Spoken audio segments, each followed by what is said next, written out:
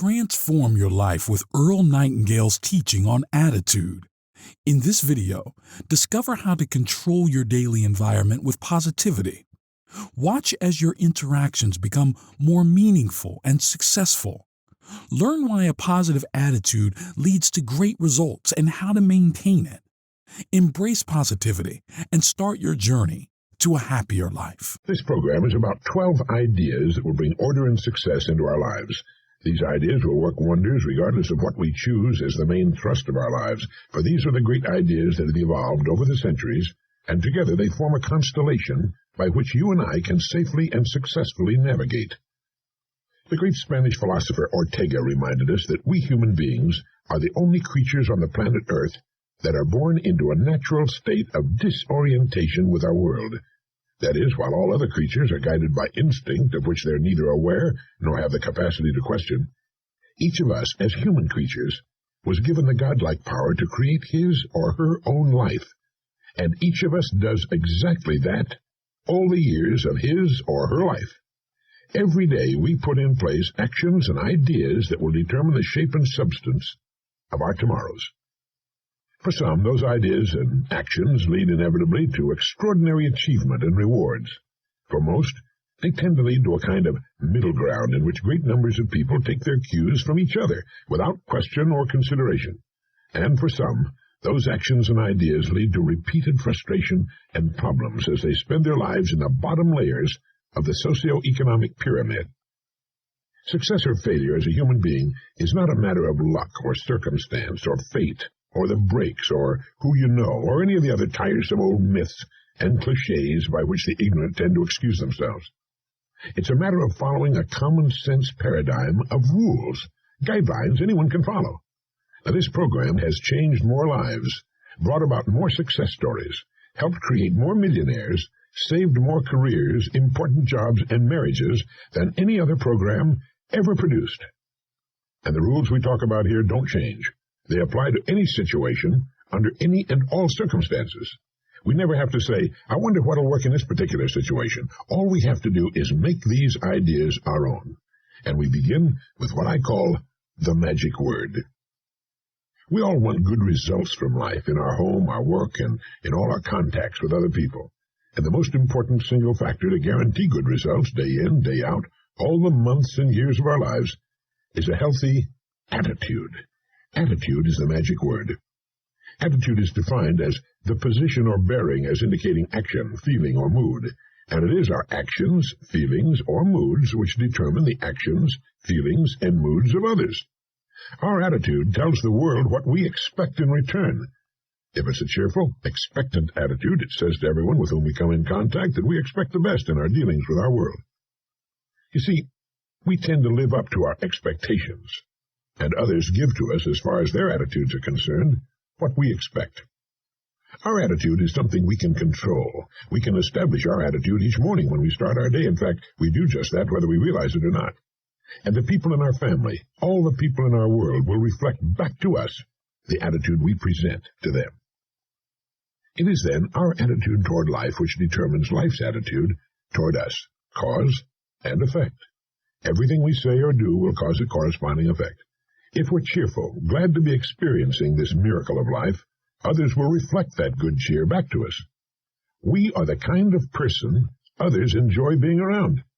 You and I are responsible for our lives. You and I produce causes all day long, every day of our lives. The environment can only return to us a corresponding effect. That's why I say each of us determines the quality of his or her own life. We get back what we put out.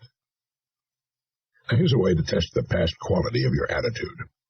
Would you say people tend to react to you in a smiling, positive manner with friendly greetings when you appear? Your answer to that question will tell the story. I remember the time when a man and his wife bought a home across the street from me in Florida. She hasn't been accepted here, he said. The other women of the community have left her strictly alone. She's made no friends, and since she's stayed in the house waiting for them to come to her, they've thought of her as reclusive, as a person who's not interested in making friends, so they've left her alone. She didn't know that the community could only give her back a reflection of her own attitude.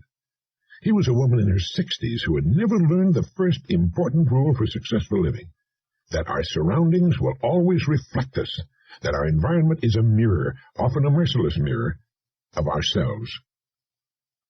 As soon as a person begins to change, his or her surroundings will change, and it works like this. Great attitude, great results.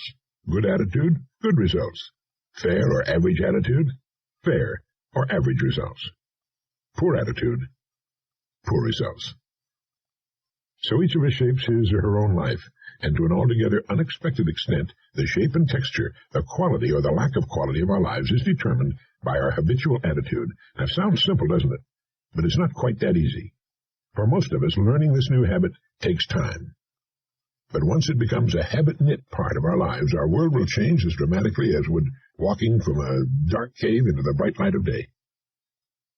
Most people never think about their attitudes at all. For most of them, it's a matter of beginning each day in neutral. Their attitudes are neither good nor bad, but are poised to react to whatever stimuli they encounter. If the stimulus is good, they'll reflect it. If it's bad, they'll reflect that too. They're chameleons, and they go through their days reacting to whatever confronts them. And these are the people of our environment. That's why it's so important for us to control our attitudes, to make sure they're excellent or good. A person with a poor attitude toward learning, for example, isn't going to learn very much. I know you can think of examples of this in your own life. If we take the attitude that we can't do something, we generally will not do it. An attitude of failure, we're whipped before we start. It was William James of Harvard, the founder of psychology in America, who said, human beings can alter their lives by altering their attitudes of mind. In trying to describe the attitude that's worked so well for me over the years, I found myself using two important words: gratitude and expectant. First, I'm grateful for the opportunity to live on this beautiful and astonishing planet Earth. I wake up with a sense of gratitude in the morning. Secondly, I expect the best. I expect to reach the goals I establish for myself, about which we'll talk a good deal more later in the program. I find the idea of fulfilling those goals agreeable, hence the attitude of expectancy.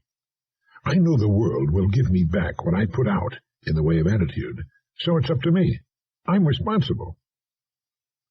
There are millions of human beings living narrow, darkened, frustrated lives, living defensively simply because they take a defensive, doubtful attitude toward themselves and, as a result, toward life in general. A person with a poor attitude becomes a magnet for unpleasant experiences.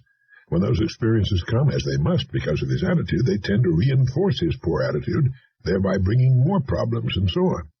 The person becomes an example of self-generating, doom-fulfilling prophecy.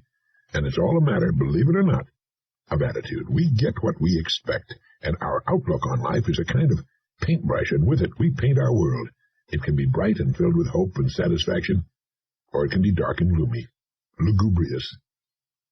It's hard to convince people sometimes that the world they experience is a reflection of their attitude. They take the attitude that if people would only be nice to them, they'd be nice in return. They're like the person sitting in front of the cold stove, waiting for the heat. Until they put in the fuel, there's not going to be any heat. It's up to them to act first. It has to start somewhere. Let it begin with us. Attitude is the reflection of the person inside.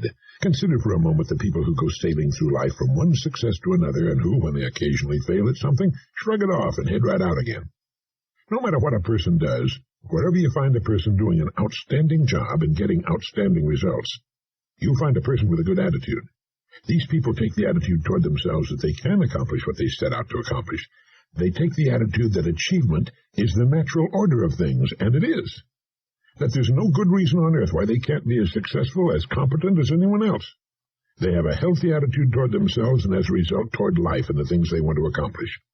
And because of that, they accomplish some remarkable things and come to be called successful and outstanding and brilliant and lucky and so on. They're quite frequently no smarter or more talented than most other people, but they have the right attitude. They find their accomplishments not too difficult simply because it seems so few others are really trying or really believe in themselves. As to luck, forget it. Luck is what happens when preparedness meets opportunity, and opportunity is there all the time. A person can be very efficient at his or her work, but if the corresponding excellent attitude isn't present, well, the person's a failure.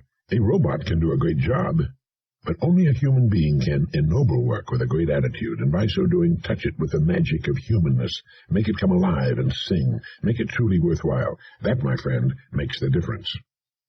Successful people come in all sizes, shapes, ages, and colors, and in widely varying degrees of intelligence and education. But they have one thing in common. They expect more good out of life than bad. They expect to succeed more often than they fail. And they do. There are things you want. Worthwhile things. Take the attitude that there are a lot more reasons why you can reach those goals than fail in the attempt. Go after them. Work at it. Keep your attitude positive, cheerful, and expectant, and you'll get them. And as you do, you'll grow to new plateaus and be able to accomplish still more. And remember this, our environment, the world in which we find ourselves living and working, is a mirror of our attitudes and expectations. If we feel that our environment could stand some improvement, we can bring about that change for the better by improving our attitude. The world plays no favorites. It's impersonal. It doesn't care who succeeds or who fails, nor does it care if we change. Our attitude toward life doesn't affect the world and the people in it nearly so much as it affects us. It would be impossible to even estimate the number of jobs that have been lost, promotions or good grades missed, sales lost or marriages ruined by poor attitudes. But you can number in the millions the jobs which are held but hated, the marriages which are tolerated but unhappy, the parents and children who fail to understand and love one another, all because of people who are waiting for the world and others to change toward them. They don't understand that what they're getting is a reflection of themselves. Nothing can change until we do. When we change, our worlds will change. The answer is attitude. How does one develop a good attitude? The same way one develops any other factor, practice. One good way is to stick a small sign on the bathroom mirror on which is printed the word attitude. That way you'll see it first thing every morning. You might have another one in your car and at your place of work. We need to smile more, speak to people, go out to people. Everything in the world we want to do or get done, we must do with and through people. Every dollar we will ever earn must come from people. Everything worthwhile, the person we love and with whom we want to spend the rest of our life, is a human being with whom we must interact. Our children are individuals, each different from any other person who ever lived. And what affects them most is our attitude, the loving kindness they see and feel whenever we're around them. If you begin to develop and hold an attitude that says yes to life and the world, you'll be astonished at the changes you'll see. Someone once said, life is dull only to dull people. It's true. Of course, it's also true that life is interesting only to interesting people, and life is successful only for successful people. We must be the epitome, the embodiment. We must radiate success before it'll come to us. We must first become mentally, from an attitude standpoint, the people we wish to become. Many years ago, a famous Los Angeles restaurateur was asked by a newspaper reporter, "When did you become successful?" And he replied, "I was successful when I was dead broke. I knew what I wanted to do, and I knew I'd do it. It was only a matter of time." He had a successful attitude long before the success he sought had become a reality. The great German philosopher and writer Goethe put it this way, "Before you can do something, you must be something." But let me prove my point by giving you a test. If you will conscientiously go about the test I'll outline and concentrate on it every day, you'll find yourself becoming lucky, as the uninitiated call it. All sorts of wonderful things will begin happening in your life, and it'll show you what a great attitude can mean. So here's the test. Treat every person with whom you come in contact as the most important person on earth. Now, you do that for three excellent reasons. One, as far as every person is concerned, he or she is the most important person on earth. Two, because that's the way human beings ought to treat each other. And three, by treating everyone this way, we begin to form an important habit. There's nothing in the world that men, women, and children want and need more than self-esteem, the feeling that they're important, that they're recognized, that they're needed, that they count and are respected. They will give their love, their respect, and their business to the person who fills this need, even if it's a short encounter. Have you ever noticed that the higher you go in any organization of value, the nicer the people seem to become? It works this way. The bigger the people, the easier it is to talk to them, to get along with them, and work with them. So they naturally matriculate to the top. It's their attitudes. And the people with great attitudes just naturally gravitate to the top of whatever business or department they're in. They don't have great attitudes because of their positions. They have their positions largely because of their great attitudes. For the purposes of this test, act toward others in exactly the same manner that you want them to act toward you. Treat the members of your family as the very important people they really are, the most important in the world. Carry out into the world each morning the kind of attitude you'd have if you were the most successful person on earth. Notice how quickly it develops into a habit. And almost immediately a change will be noticed. Irritations that used to frustrate you begin to disappear. When some less informed person gives you a bad time, don't let his poor attitude infect yours. Keep yours in hand. Keep it good. Keep cool, above it all, and smiling. If someone cuts in front of your car or acts in any other manner that shows a lack of courtesy, don't react as he would. Smile it off. Destructive emotions such as anger, hatred, or jealousy don't hurt others. They hurt you. They can make your life miserable. They can make you sick. Forgive everyone who ever hurt you. Really forgive them. And then forgive yourself. That's all past. Stewing over it, exhuming it, can only make you sick. Forgive and forget it. Get rid of it. You've risen above that sort of thing. And as you develop a great attitude, you'll probably realize that you've already placed yourself on the road to what you seek. You're well on your way. It makes no difference how successful you may have been in the past. You'll be delighted with the ease and comfort of your new life. The bad or poor attitudes of others can be as infectious as the common cold. It's important that we look on them in this light as infectious conditions that can only end by hurting and annoying us if we allow ourselves to catch them. Like the doctor, often working with people with infectious conditions, we must keep ourselves healthy. We simply don't have time for that sort of thing. Whoever started the cliché, life's too short, certainly knew what he or she was talking about. It really is too short, much too short, to spend any of our valuable time mimicking the attitudes of others, unless they're good. A great attitude does much more than turn on the lights in our worlds. It seems to magically connect us to all sorts of serendipitous opportunities that were somehow absent before the change.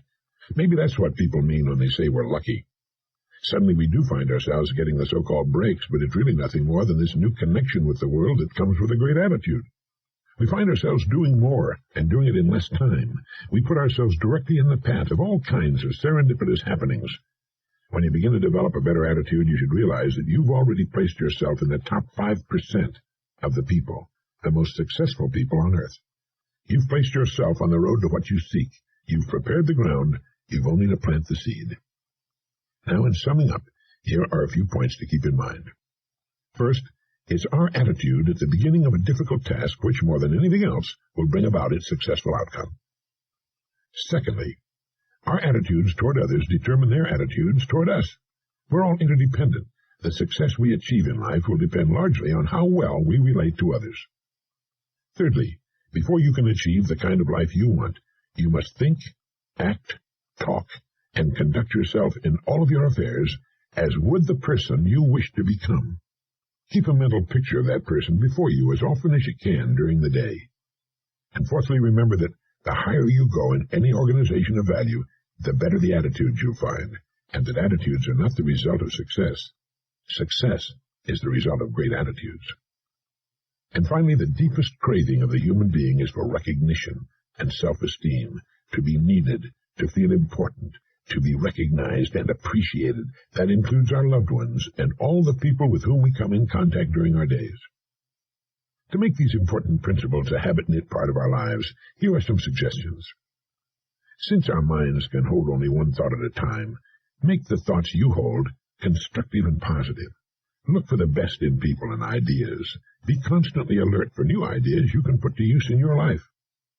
Don't waste time talking about your problems to people who can't solve them, or your health unless it's good, or you're talking to your doctor. It won't help you. It cannot help others. Radiate the attitude of well-being and confidence, the attitude of the person who knows where he or she's going. You'll find all sorts of good things happening to you. And lastly, treat everyone with whom you come in contact as the most important person on earth. Start this habit, practice it consistently, and you'll do it, and benefit from it for the rest of your life. Thank you.